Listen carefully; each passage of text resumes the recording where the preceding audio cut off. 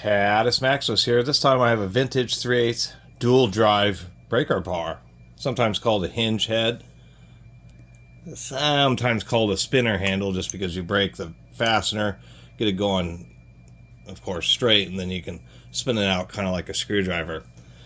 This wouldn't be the first time I've run into, and I believe this is, it's either American or European built. I am assuming that it's American, but I've run into this a bunch.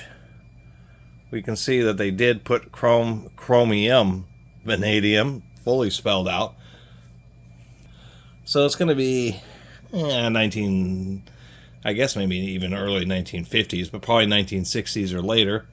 Not super heavy duty. We can tell that because this drive square isn't expanded. Many heavier duty ones, they have a special forged piece here where it expands out and makes it a little bit thicker where the hole is, so it doesn't have that, but this one obviously has somewhere, and it's held up decently enough.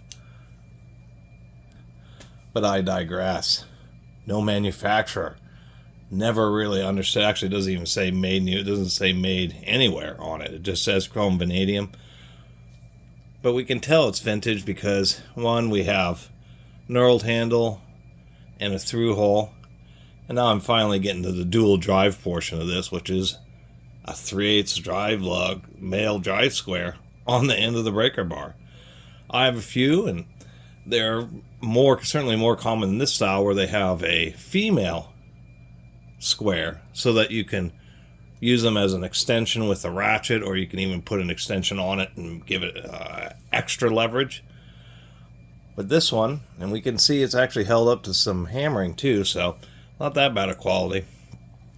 I can only assume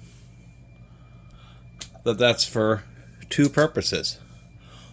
One, just to have an extra socket that you have right on the breaker bar. I guess I could do it like this, where you put a socket on. It gives you a little bit of extra leverage. And in this case, I should probably put a little lube on that detent. There we are. So two purposes. One, so you can just conveniently, instead of trying to keep track of a second socket, such as a deep well and a short well, you can just have the socket attached to the breaker bar. So that when you want to swap out, you can just pop the other socket off, and in this case, go with the deep well and put this one on the back. The other thing I see it as being used for, as soon as you break the fastener, you can flip it around and unscrew it. And this would be in a situation where since it's a spinner handle, you wouldn't need to flip it around. But there's lots of times where you break a fastener and it's just kind of tough getting it all the way out, a little bit of corrosion, so you got to kind of fight with it the whole way.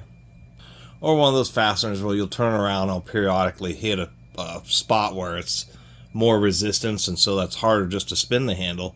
So you have this kind of situation here where you can rotate the handle a little bit more easily and more freely, but you still have just a little bit of leverage, like in this case with the deep well socket, to remove those less than freely moving fasteners. It's a kind of a diminishing returns off or configuration, and still probably just has its most utility in just having an extra socket, maybe having a 10 millimeter and then a 12 millimeter on there. So, I can kind of see why this design didn't really, stand the test of time. But anyway, I like doing videos about unique tools, and this dual drive hinge head or breaker bar, I think, is pretty interesting. And of course, what made it stand out was this. I was like, why on earth is there a square drive on the end of the handle?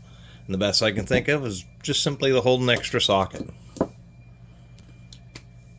Anyway, really appreciate everybody who's been watching my videos and commenting, and I'll see you next time.